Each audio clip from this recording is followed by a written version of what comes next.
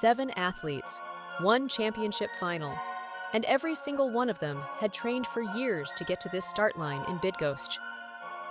The 2017 European U23 Women's 3,000-meter steeplechase final had season's bests clustered within 4 seconds across the lead group: Konieczek of Poland, Germany's Meyer, and 5 rivals who had all proven they belonged here.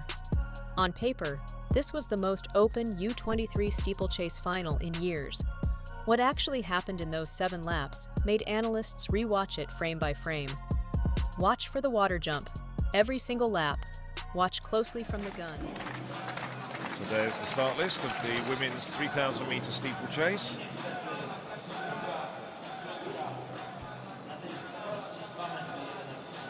Well, there was the very impressive Anna-Emilie Moller. She's the fastest woman in the under-23 ranks in Europe by over 10 seconds. Echelons.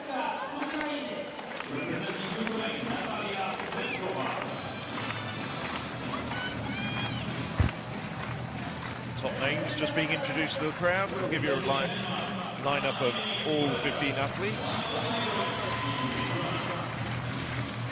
Stremkova from Ukraine, we saw just a moment ago. This is the European leader, Anna-Emilie Moller. And on the inside, Konieczek, the Pole. That's actually the 1, 2, 3 on the European list. 23 list.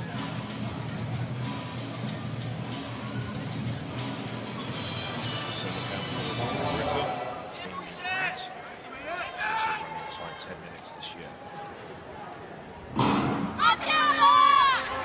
Well, they're away, and 15 women are Konieczek, Poland, Matuse, Italy, Errol, Turkey, Scherer, Switzerland, Wiedmer, Germany, Cohen, Israel, Meyer, Germany, Baglioni, Italy, Navarro, France, Bacher, Netherlands, Moller, Denmark, Stremkova, Ukraine, Pratt, Great Britain, Konieczek, Romania, and Bydgoszcz of France.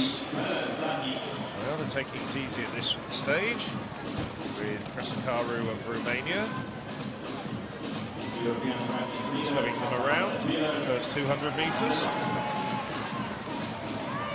Moller wearing the bib with the blue background, as befits her role as the 23 list.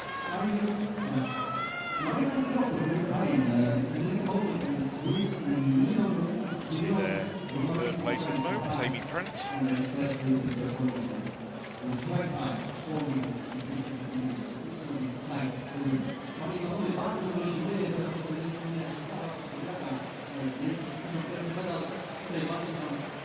Moller, the European under-20 5,000-metre silver medalist 2 years ago. Also picked up a bronze medal over 3,000 metres. Converted in 2016 to a steeplechaser. Finished 5th at the World Under-20 Championships last year on this very track.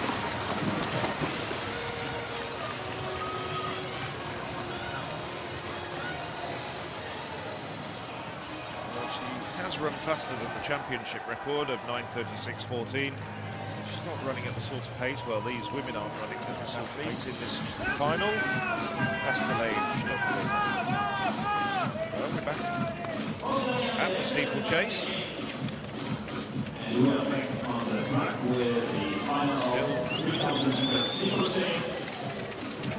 in front with Moller.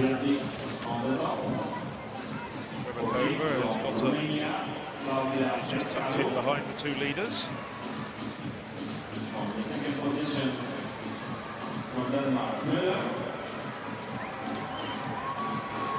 Starting to be a bit of daylight between the leading 3.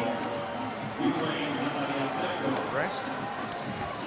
Went through 1,000 metres in 3:15.74.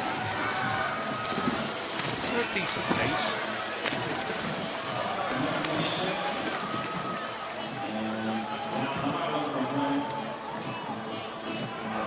Concertina back together again, and Konieczek has got up and closed the gap. We do in 5th place.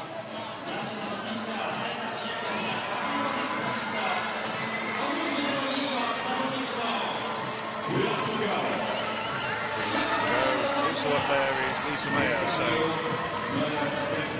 3, then a slight gap, and then 3 more athletes clutched together.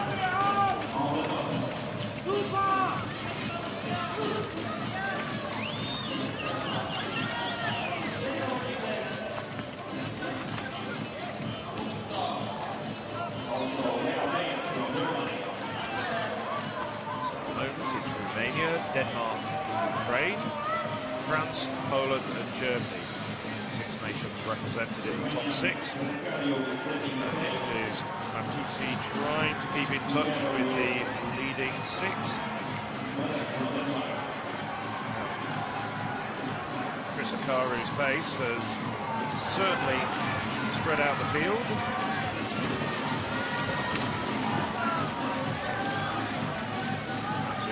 Up there, so it's now 7 athletes strung out.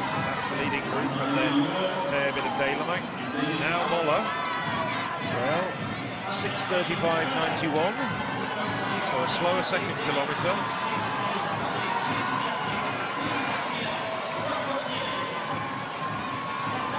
No championship records going to be broken in this event. We had 2 yesterday. Might have some more this evening. Perhaps not in this event. Regardless of the fact that Moller's now starting to crank up the pace. Just under 2 laps to go. Stuttered a little bit before that hurdle, but she's still going very, very strongly. Strebakova hasn't tossed in the towel. Chris Akaru hanging on.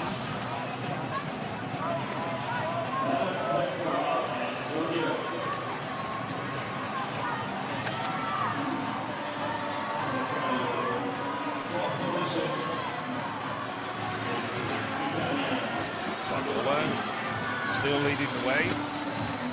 She goes over the water jump for the penultimate time. 500 metres to go.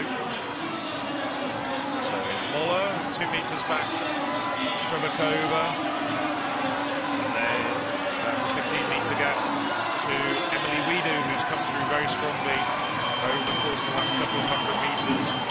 Chris Akaru starts to flag badly.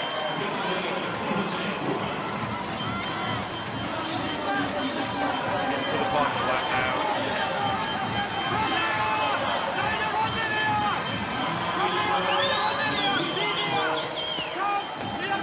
Takes that barrier very, very cleanly. Strebakova hasn't thrown in the towel though, she's still battling hard. All working well. Then a long gap back to Emma Wiedu.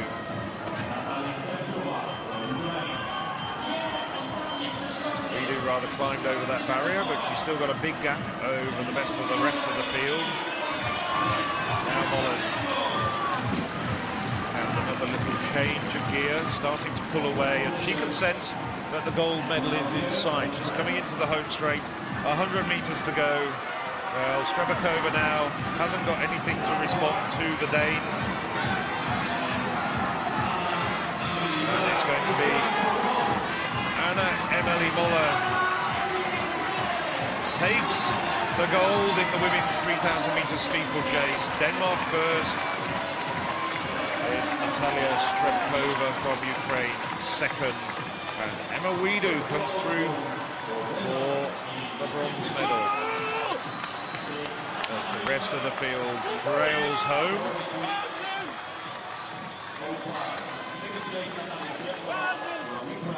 Well, unofficially 9:43.05 for Moller.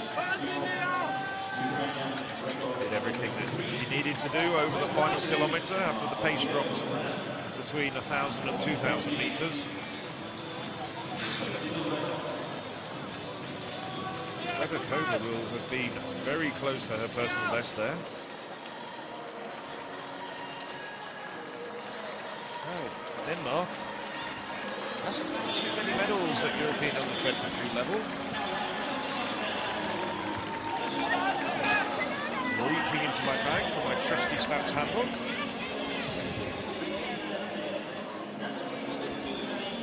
That was a very, very convincing win from Anna Emilie Moller, who just did everything right.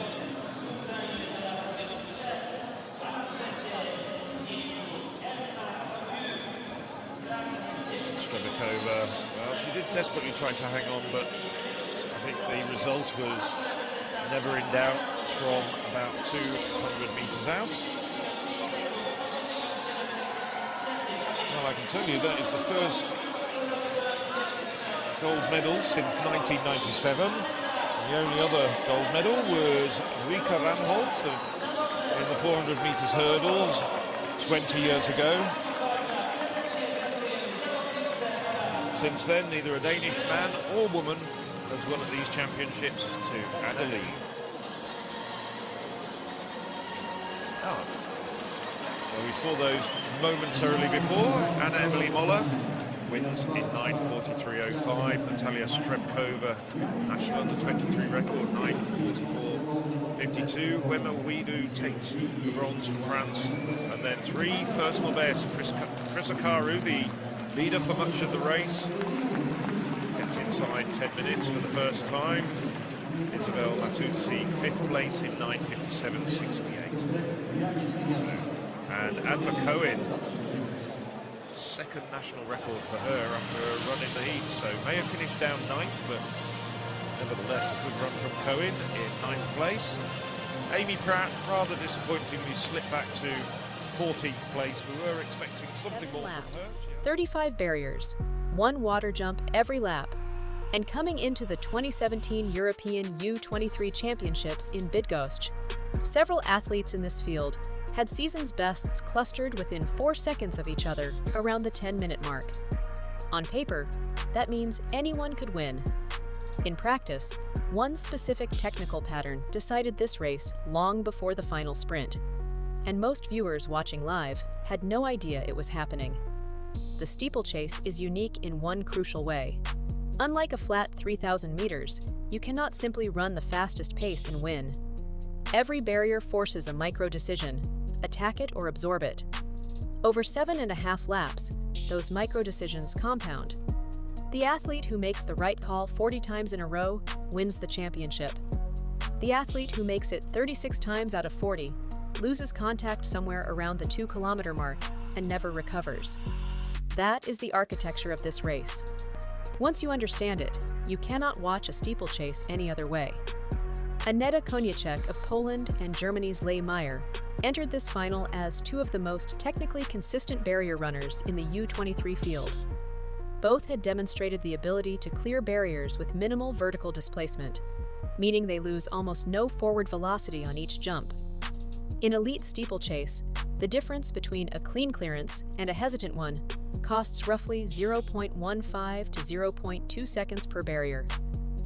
Multiply that across 28 land barriers and 7 water jumps, and a technically inferior athlete can concede 5 to 6 full seconds without anyone noticing it happen. That is not a sprint deficit, that is a structural one. The opening lap ran at a controlled tempo, field compact, no athlete willing to force a gap. Standard championship tactics, going hard from the gun burns glycogen reserves you will need in laps 5 and 6. The first water jump was calm, almost textbook. Every athlete navigated it cleanly enough.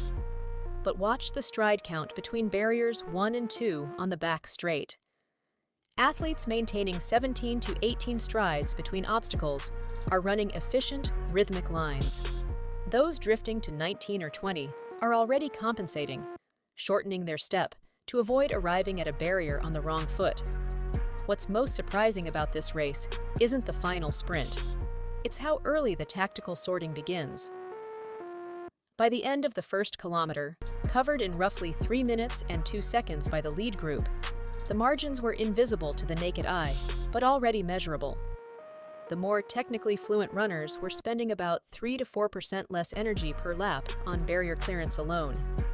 3 to 4% sounds small. Over a 3,000-meter steeplechase, it translates to arriving at the final lap with a real physiological reserve, while rivals are already drawing on their lactate buffers.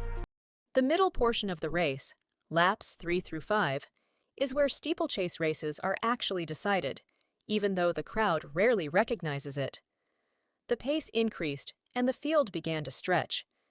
Each water jump now required a genuine leap, with accumulated fatigue in the legs. An athlete hitting the water barrier with correct timing, Take-off foot landing approximately 1.8 to 2 meters out, driving the trail leg through immediately, maintains rhythm out of the pit. An athlete who stutters on the approach loses a full stride of momentum. That single stride is worth about 0.3 seconds. Stack 3 of those across 3 consecutive water jumps, and the race is functionally over. Here is the question that needs answering. If barrier technique is so decisive, why don't all elite U23 athletes simply drill it until it's automatic? Because under championship fatigue, even drilled technique degrades. A movement pattern that feels natural at 70% effort becomes effortful at 92%. The athletes who held their clearance mechanics deepest into this race weren't just technically better, they had trained their nervous systems to reproduce those patterns under metabolic stress. That is a different kind of fitness than pure aerobic capacity, and it is rarer. Think about what it actually feels like at the 2-kilometer mark of this race. Your legs are accumulating lactate. Your breathing is controlled but working hard. And every 80 meters, you have to make a precise, explosive decision about where your foot lands on a fixed barrier, 91.4 centimeters high. One miscalculation, and you clip it, stumble, lose 2 seconds and 3 positions at once. The mental load of the steeplechase is genuinely unlike anything in flat running. Television coverage almost never says that directly, so it's worth saying. With roughly 600 meters remaining, the lead group had condensed to 4 athletes. The pace had escalated to approximately 3 minutes and 8 seconds per kilometer. At this point, the race stopped being a technique contest and became a willingness contest. Every athlete in that group had sufficient fitness to theoretically hold contact. The question was, who had preserved enough neuromuscular control to keep clearing barriers at near maximum velocity? Here is an unpopular opinion. The scoreboard at a steeplechase final understates how differently athletes actually performed. 2 runners can finish within 0.8 seconds of each other, and one of them was technically dominant for 80% of the race, while the other simply refused to let go. The finishing times are nearly identical. The athletic performances were not. The final lap was where the race came apart cleanly. The leading athletes accelerated through the back straight, and the barrier at the 200-meter mark, second to last in the race, became the defining moment. An athlete clearing it with a tight, low trajectory at near sprint speed carries velocity into the home straight. An athlete forced to decelerate on the approach, even fractionally, hemorrhages momentum precisely when they need it most. The final 200 meters of a steeplechase are not just a sprint. There is one more obstacle inside them, and that obstacle punishes fatigue with a mechanical certainty the flat track does not. What the Bydgoszcz U23 final showed, with particular clarity, is that the steeplechase rewards a complete athlete more honestly than almost any other track event. You need the aerobic engine of a distance runner, the explosive mechanics of a hurdler, and the tactical composure of a middle-distance racer. Remove any one of those qualities, and the race exposes the gap. The athletes who contested the final positions here, Konieczek, Meyer, and their rivals, were not simply fast young runners. They had built all 3 systems simultaneously, and the race sorted them by which one held up longest under pressure. Next time you watch a steeplechase, stop watching the lead changes. Watch the water jump. Count how many strides each athlete takes between barriers 3 and 4 on the back straight. Watch whether the trail leg drives forward immediately after clearance or hangs for a fraction of a second. Those micro-events are the race. The finishing kick is just the score. What do you think separates athletes who make it to a senior championship from those who plateau at U23 level? Is it the engine, the technique, or something else? Drop your answer in the comments. If you want to understand exactly how elite steeplechase training builds the barrier mechanics we broke down today, the video on water jump approach angles covers the biomechanics in detail. Subscribe so you see it when it drops.